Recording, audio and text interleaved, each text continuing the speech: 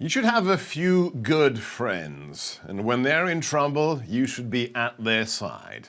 I'm worried for one of mine, former Deputy Director of National Intelligence, Kash Patel, is in the crosshairs of the deep state. Just listen to this former Assistant Director for Counterintelligence at the FBI, Frank Figliuzzi.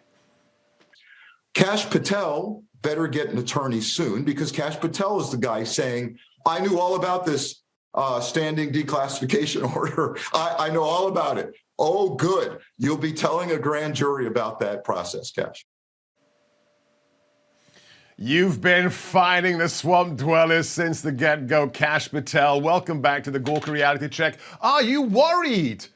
Are you worried?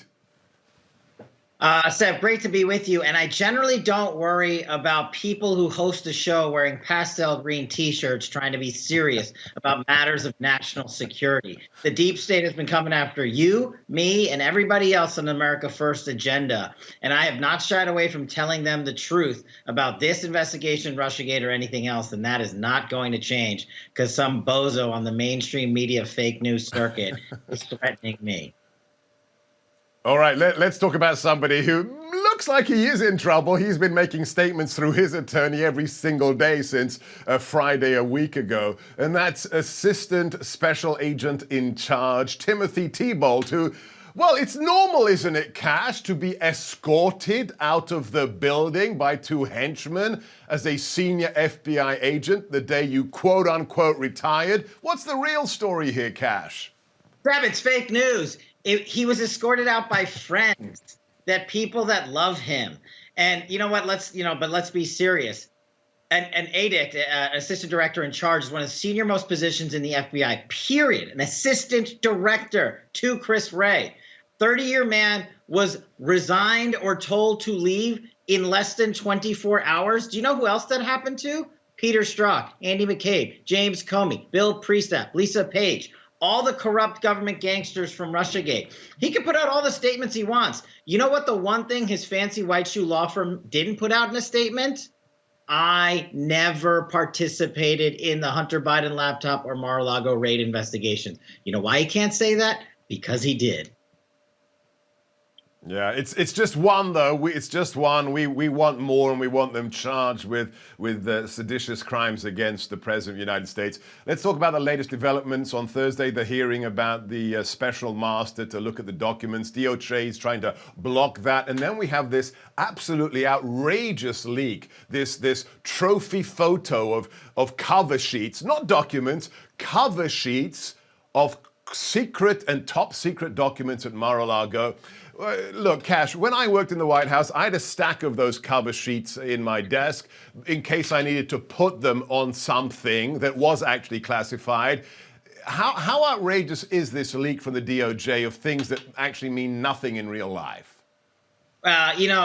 For me, it's tragic. As a former national security prosecutor, worked at this Department of Justice in its national security division, we used to take these matters seriously, especially involving high-profile targets. What they have done is a shock and awe campaign based on what Vogue magazine would have done by a pictorial display of splashing around papers on a floor to get the effect they wanted. Uh-oh, someone's in trouble. But as you know, these cover sheets are meaningless. The cover sheets in and of themselves are unclassified.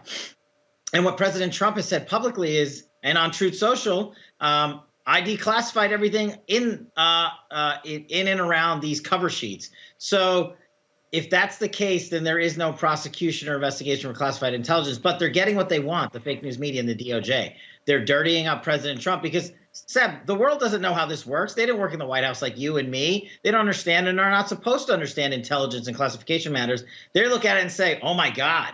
Did he have something he wasn't supposed to have? But they don't dig beyond the headline.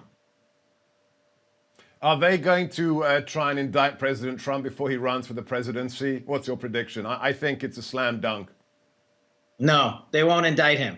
They will try and indict people around him.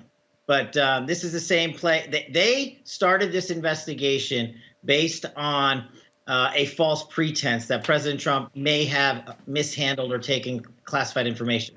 That has been defeated by the facts that hopefully DOJ has learned.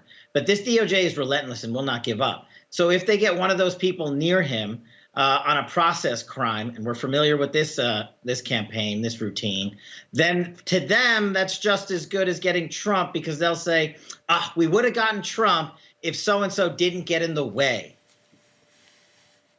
Yeah, that's actually a very, very sound prediction. I think you may have the money shot there.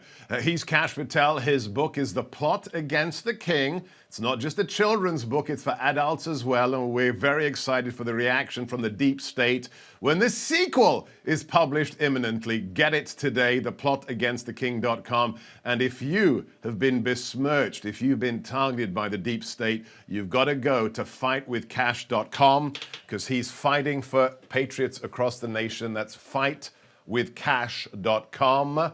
And then every single week, you'll get new content at Kash's Corner at the Epoch Times. That's Kash's Corner at the Epoch Times. I'm Sebastian Gorka. This is The Reality Check. Next up, Dr. G's prescription